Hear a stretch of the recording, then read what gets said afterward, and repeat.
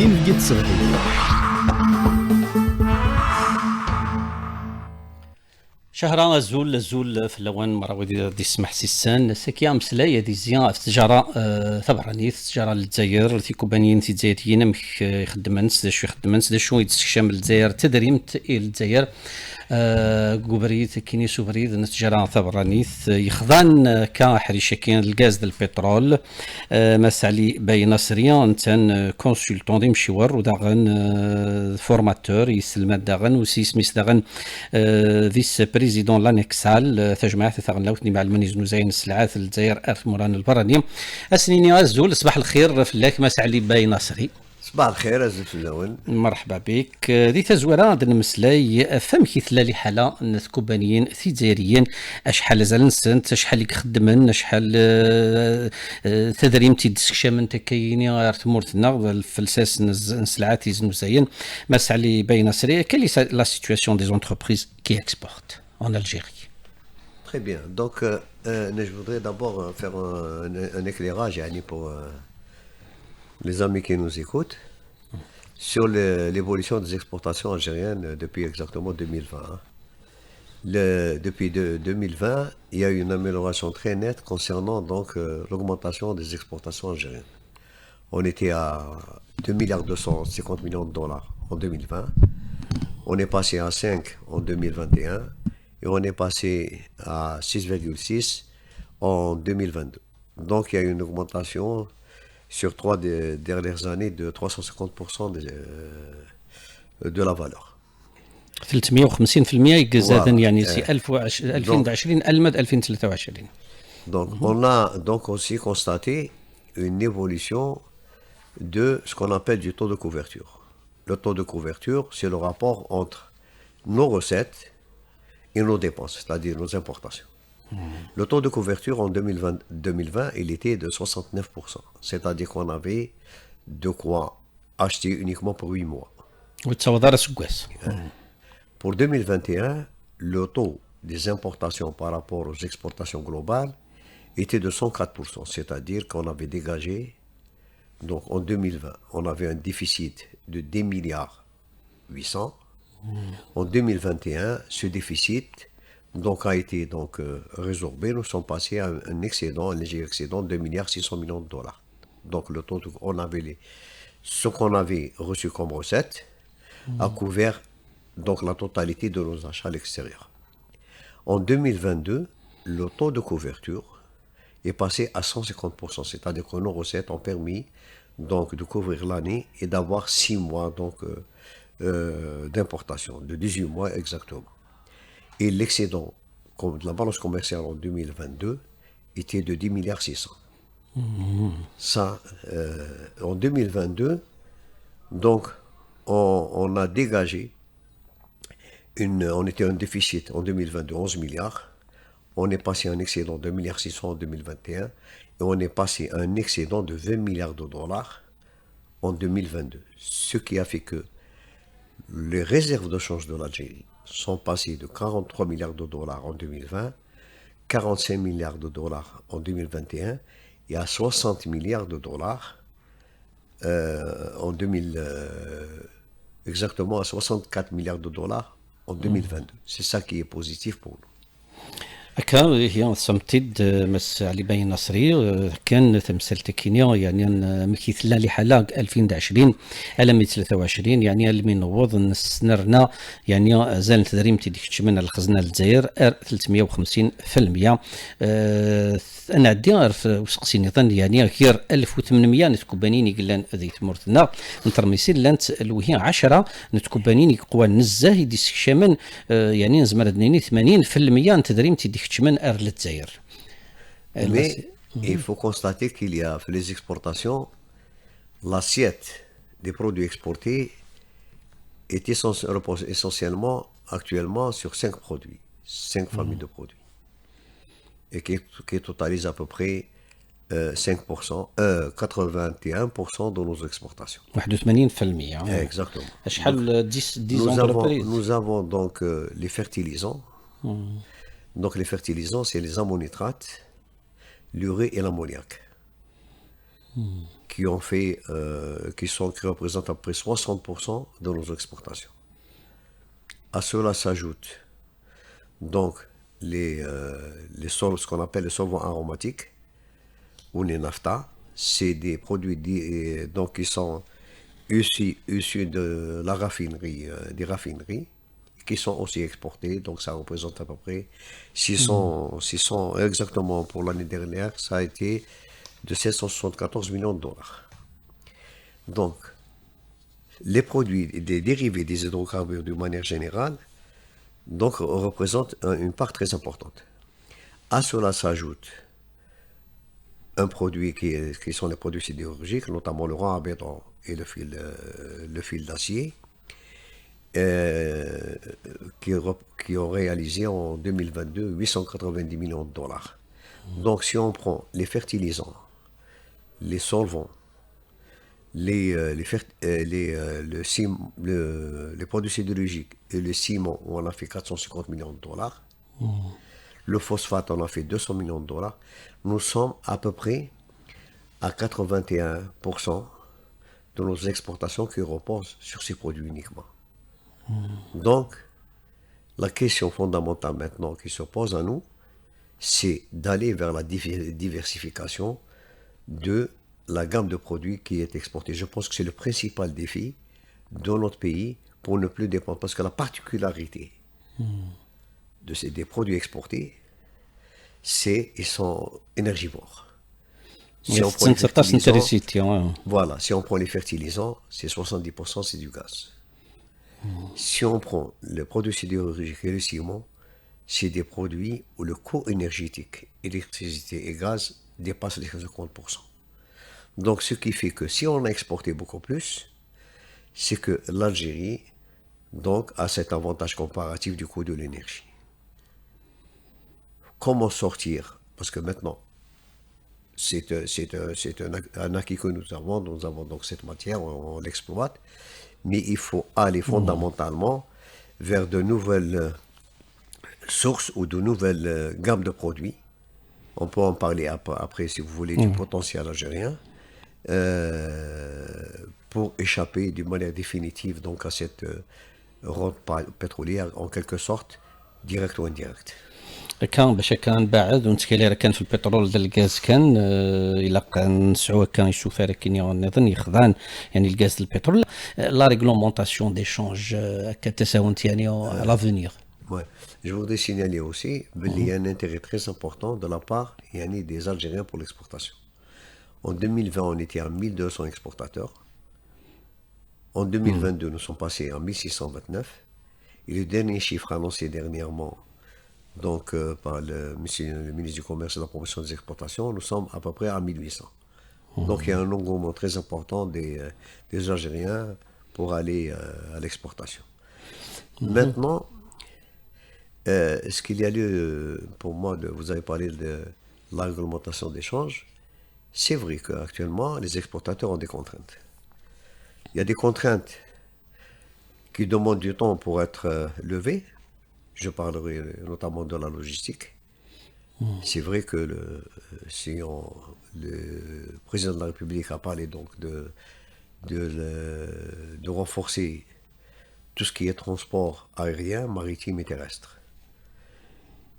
Donc, instruction a été donnée à l'Algérie donc de développer les liaisons notamment vers l'Afrique. Le Cameroun, oui, il y a le la Mauritanie, exactement. Donc il y a des destinations. Sénégal. Il y a l'Afrique du Sud, il y a certains produits, donc il y a l'Éthiopie et tout. Donc il y a de nouvelles dessertes vers ces pays-là, ce qui est très important pour les échanges et les déplacements des hommes d'affaires. Il y a aussi donc le maritime. Il faut savoir que le maritime en Algérie est totalement dépendant donc des compagnies étrangères. Puisque l'armement national ne couvre que 3% d'après les spécialistes donc de nos échanges. Donc, mais il faut savoir aussi que la réunion que le ministre du Commerce, M. Zitouni, a initiée avec un ensemble de ministres, et donc la présence du ministre des Transports nous a permis de connaître, actuellement il y a 13 navires qui seront donc remis en état et donc mis à la disposition du pays d'une manière générale. Parce qu'il faut savoir que la logistique, c'est aussi la vision. La vision, comment et la modernisation des ports, c'est des chantiers qui sont assez lourds. Comment développer de nouveaux ports importants, comment accueillir les futurs navires, la nouvelle logistique. La logistique maritime est en train d'évoluer vers des navires de grande capacité de chargement, notamment 25 000, ce qu'on appelle EVP de conteneurs. Et moderniser nos ports, c'est un bien impératif parce que ça participe à la compétitivité de nos produits, améliorer les rotations, notamment vers les destinations où l'Algérie exporte. Il faut savoir que nous avons exporté 10 millions de tonnes de ciment, notamment à 95% de clinker. Nous avons exporté 2 millions de tonnes de phosphate. Mais il faut préparer comment donc répondre à la demande. Par exemple, le ciment, nous avons, d'après toujours les spécialistes, nous avons 18 millions de tonnes donc disponibles à l'exportation. Donc la logistique, de certains points de vue, donc bloque, même si on a donc des produits. La réglementation d'échange, je pense qu'actuellement, c'est le principal chantier et le plus important à mes yeux à revoir. Il faut que la réglementation d'échange en Algérie soit à la mesure des ambitions de notre pays et des orientations du président de la République. Même les ports يعني كما قلت مس عليه باين صريف في لي بور يعني عندنا دي باتو اللي يقعدوا 3 جور باش يقدروا يعبيو باش يقدروا يرفدوا السلعه دونك سا كوت شير لي بور تاني بانوا بلي صغار تاني عندنا كما قلت لو سيمون يقدروا يعني يوصلوا حتى ل 15000 طن حتى ل 20000 طن كاين تاني لو برودوي تاع لو كلينكر اللي في وهران تاني يقدروا تاني حتى ل 20000 طن مي لا كاباسيتي تاع لي بور مازالهم صغار. Non, il est clair que nous sommes encore captifs des ports de la colonisation, ça c'est clair. Donc il y a un chantier qui est très important, donc le hub qui va être installé à Al-Hamdaniya sera décisif parce que la compétitivité et le défi de l'Algérie est très important pour qu'on soit justement une plaque tournante dans ce qu'on appelle l'autoroute maritime. Pour l'instant, on n'y est pas. Nous avons des ports parce qu'il ne s'agit pas d'installer un port important n'importe où. Nous avons Djindjen. La particularité de Djindjen, justement, c'est le tirant d'eau de 17 mètres parce qu'un grand navire ne veut pas venir au port d'Alger. Donc, voilà, exactement. Il faut que le tirant d'eau soit important. Il faut qu'il y ait une vision. Il est temps pour notre pays, et notamment ceux qui gouvernent, de mettre en place une vision de l'Algérie pour 30 ans. Quelle sera l'Algérie dans 30 ans? Il faut la préparer maintenant. Quand on voit ce qui se passe dans le monde, ça va très vite. Et les ports qui ne seront pas compétitifs ne seront pas donc escalés. Il est clair que maintenant, il y a une nouvelle organisation du flux maritime. Et je pense qu'à ce sujet-là, le ministère des Transports est appelé à mettre en place une vision de l'Algérie maritime d'ici 30 ans, pas d'ici, parce qu'un port, ça ne se construit pas comme ça du jour au lendemain. Quelle est notre vision? Que veut-on faire de cette frontière maritime que nous avons créée très importante? Quel rôle elle peut jouer pour l'économie algérienne? C'est un défi qui est lancé donc justement aux spécialistes et notamment au ministère des Transports. C'est stratégique plus que commercial. Absolument. هكا دنوغال شويه كاغروان أتسلم إين فقين صبحي صغور ألجيري تيليكوم ألجيري تيليكوم يلس ذس قراب هكا مس علي باين نصري دين فقين الصبحيث أزول في لكي كلتني مرحبا بك في القناة الثانية المرة الثانية. ميرسي الحمد لله. مسألة بين نصرية فهمتي كان وقبل نسعى في كوبانيين سكوس كان عندنا 1629 وسينا كاين سكوس كاين يا تورا ثاني برح ديس ونغلاف الكوميرس يعني نغلاف التجارة ذاك الساعة 1800 كوبانيين يكزنو زينا كا السلعة كان الفراني معنا ذا شو اللي انت 10 كوبانيين تيم قرانين يستخدمن يعني 81% انت يعني تدريمتي ديك الشمن الدوفيز الجزائر يكزنو زين يعني السلعة كان الفراني ما كان سامتي كان الدولة يعني البيلك ثاني هيكاد تسويلات مرة يولمن يعني الترونسبور السيوض اما سوفريد نتيناوت سوفريد القاعان سوفريد دغن البحر لا معنى ينيك خصوصا يسفهميتي مسالي بين نصري اذا كان المرسى كان الجزائر خصوصا ما مازال تنمزيت وباش كان السيوضن البوابه تعبينوك السلعات يسعى للجزائر تعطيلن باش كتعبينوك السلعات كينيا السبه القله الخصاص يعني مكوانا ندير سرسن السلعات كي هذه المرسات ويدا كتساونتي لقات لي استراتيجيه مقرنت باش كا ادن هكيا يوزكا ادنو غال ارث مسال تكيني لا ريغلومونطاسيون ديشانج مسالي بين سري كمل وليك في لا ريغلومونطاسيون ديشانج وداغن ما يلومك هضر داغن في لي بوتونسيال للجزائر شويه تكسب الغلات باش كا زماره تزنزكا الخارج. Très bien. Si je commence يعني par le potentiel. La vision future de notre pays doit aller essentiellement, je parle de l'export, vers la valorisation des matières premières. C'est quoi la valorisation des matières premières? Nous avons l'avantage et la chance d'avoir un des pays les plus riches en ce qu'on appelle en minéraux dans le monde. C'est pas moi qui le dis, c'est toujours donc des spécialistes, notamment deux en Algérie qui ont travaillé pour le compte du ministère de l'Énergie et des Mines, qui disent que nous avons un potentiel minier, l'un des plus riches au monde, et qui peut dégager, je parle donc sous le contrôle de ces éminents spécialistes, près de 30 milliards de dollars qu'on peut mobiliser. Nous sommes actuellement en train de valoriser Garage Billet.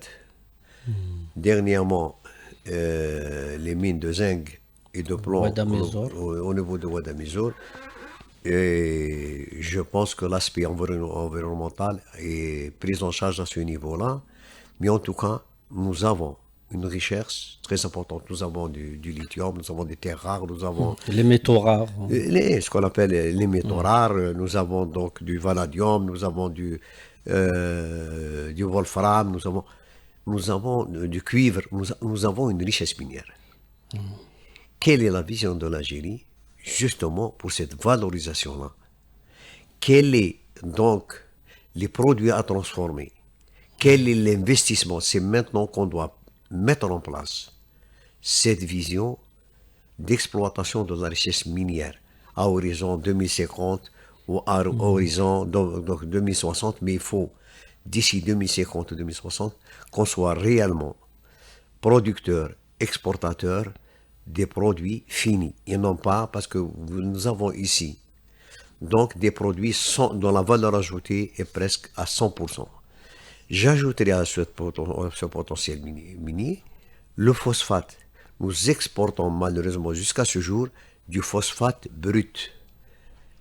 Nous avons exporté, d'après les chiffres, donc les statistiques, 2 millions de tonnes en 2022. L'ambition est d'exporter 10 millions de tonnes et nous importons les dérivés du phosphate. C'est pas normal qu'on exporte le phosphate à 100 $. Dernièrement, il a augmenté, mais la moyenne des dernières années avant 2022, il était à une moyenne de 80, 70, 80 $ la tonne. Et nous importons des dérivés. L'acide phosphorique, le DAP, diammonium de phosphate, le triconcentré de phosphate. Donc, c'est des produits qu'on paye 700 $. Et nous importons l'équivalent de 500 millions de dollars, la moyenne. Pourquoi importer les dérivés alors que nous avons la matière première? Pour l'acide phosphorique, nous avons du soufre qui est dégagé donc par le secteur pétrolier. Donc, jusqu'à quand on reporte l'investissement? Et l'investissement, je suis de ceux qui disent on a besoin de technologie, mais on n'a pas besoin d'argent. La proposition que je fais à l'État, c'est d'utiliser 30% de nos réserves, qui sont à peu près autour de 70 milliards de dollars, de dégager 20 milliards de dollars pour la valorisation. Je suis de ceux qui disent, exploitons nous-mêmes notre richesse minière. La technologie, elle s'achète. Mais 20 milliards de dollars, on les a eus en 2022. Rabbi Atana, 20 milliards de dollars, c'est venu comme ça, parce que l'augmentation du baril de pétrole. 20 milliards de dollars religieux, on les consacre vers des investissements ciblés. Le phosphate, il y a eu plusieurs fois donc des débats sur des investissements X ou Y. Nous avons aussi le gaz. Il n'est pas normal qu'on importe des dérivés du gaz, c'est-à-dire tout ce qui est plasturgie. Nous pouvons faire donc de l'éthylène. Il y avait un projet de vapocraquage d'éthane en 2007 qui a été annulé en 2014. Entre autres, nous importons 1 milliard de dollars de dérivés. Nous pouvons économiser 1 milliard de dollars et exporter 4 ou 5 milliards de dollars. C'est ça l'objectif. L'investissement, et quand on examine l'évolution des exportations en Algérie, c'est depuis 2010 que ça a commencé à augmenter avec les investissements. Des investissements importants ont été réalisés dans les fertilisants, qui nous a permis d'atteindre 4 milliards de dollars. Nous avons aussi investi donc dans les ciments, où nous avons dégagé 18 millions de tonnes. Nous avons investi dans les produits sidérurgiques, alors qu'avant on importait. Entre bon an, mal an, 3, 4 milliards, quelquefois jusqu'à 5 milliards de dollars, tout type de produits sidérurgiques. Donc, c'est cette vision-là qu'on avait. Il faut aller vers la valorisation. Et je le dis et je le répète, les richesses minières doivent être exploitées à 100% par les Algériens. L'argent, en dégageant 20 milliards de dollars sur les réserves de change, on peut le faire nous-mêmes. Le secteur pharmaceutique est aussi une source, donc, il y a une assez intéressante pour les recettes en devises. Nous avons près de 200 entreprises qui sont très importantes, qui ont une taille continentale, notamment quand je parle du continent africain. Pourquoi on exporte 5 millions de dollars? Pourquoi? Donc, quelle est la vision sur l'exportation du secteur? Je sais qu'ils ont une direction export, mais quelle est cette vision et quelles sont les contraintes? Les contraintes, elles sont très simples. La réglementation d'échange empêche carrément l'exportation des produits pharmaceutiques. Pourquoi et comment? Dans le secteur pharma, il faut dépenser avant d'investir, c'est-à-dire avant plutôt l'accès des produits au marché africain. Donc, dépenser de l'argent avant, la réglementation d'échange ne le permet pas. Faire des enregistrements, on demande de services faits. L'enregistrement, il se paye avant, il ne se paye pas après. Vous avez des autorisations de monsieur le marché. C'est aussi donc un handicap. La réglementation d'échange ne le permet pas. Infine, le retour des périmés. C'est-à-dire que s'il y a un retrait de l'eau, pour des raisons quelconques, le retour des périmés, c'est quoi? L'Algérie l'applique. L'Algérie, la réglementation oblige les importateurs, s'il y a des produits qui sont périmés, à ce que l'exportateur étranger les rembourse. La réglementation d'échange ne le permet pas. Comment voulez-vous qu'ils prennent des marchés, sachant qu'ils ne peuvent pas faire face demain à des périmés? Donc, c'est le quatrième, donc, plutôt la troisième contrainte sur la réglementation d'échange. Il faut qu'on comprenne définitivement que la présence des entreprises algériennes à l'étranger, elle est importante, notamment en Afrique. Si l'entreprise algérienne ne peut pas développer elle-même, installer son réseau de distribution, le développer en Afrique, c'est pas un importateur qui va nous ouvrir un magasin ou là, un local qui va le faire pour nous. Parce que l'importateur en Afrique, il vous change s'il trouve 1 euro en moins. Donc, la proposition que j'ai toujours faite, le compte exportateur, une entreprise qui exporte, qui a 20% des recettes qui sont laissées en principe à sa libre utilisation dans le cadre de la promotion de ses activités. Elle lèche 20%. J'ai 1 million de dollars. Je ne peux pas ouvrir un réseau de distribution. L'idée que laisser les entreprises, les pays étrangers développer le réseau commercial algérien, c'est un leurre. Ils ne le feront pas parce que ils sont animés bien sûr par un intérêt économique, ils trouvent ailleurs, ils vous changent. Donc il y a aussi, très important, le service après-vente. Le service après-vente n'est pas pris en charge par la réglementation d'échange. Le service après-vente, c'est quoi? J'envoie un téléviseur, un réfrigérateur, pendant la période de garantie, s'il y a une défaillance technique, je ne peux pas le rembourser. C'est-à-dire, je ne peux pas envoyer la pièce. On me demande, si elle dépasse 100 000 dinars, de lui vendre. Comment? J'assure une garantie, je dois fournir la pièce gratuitement, je vais lui vendre. Quel est l'importateur qui accepte ça? Tenez, quand on laisse les entreprises algériennes développer le réseau commercial, c'est quoi? Ils cassent les lobbies. Je ne dépends pas de quelqu'un s'il veut bien acheter chez moi ou là. Je casse parce que je fais face directement aux consommateurs du pays étranger. Deux, j'assure moi-même donc le développement, le marketing et la maîtrise de mon réseau de distribution. Je vais là où je veux, j'applique la politique commerciale que je veux. Et c'est l'entreprise algérienne qui peut le faire, qui connaît son produit, qui maîtrise en Algérie, là où ils ont un maillage commercial très important, comment en acceptant ce jour en 2023 qu'ils passent par un importateur qui met à leur disposition un local. Ça, c'est inadmissible.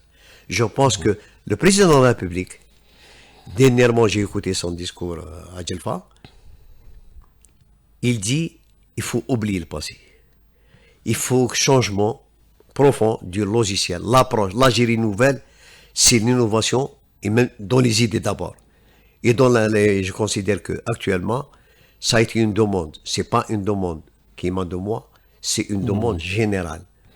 Et M. Ali Benasri, pour arriver à ce but-là, l'État a facilité l'acte d'exportation, installation des salons, banques en Afrique, par exemple Algerian Union Bank en Mauritanie, il y a aussi Algerian Bank of Sénégal qui va être ouverte récemment. Oui, mais c'est le président qui l'a décidé.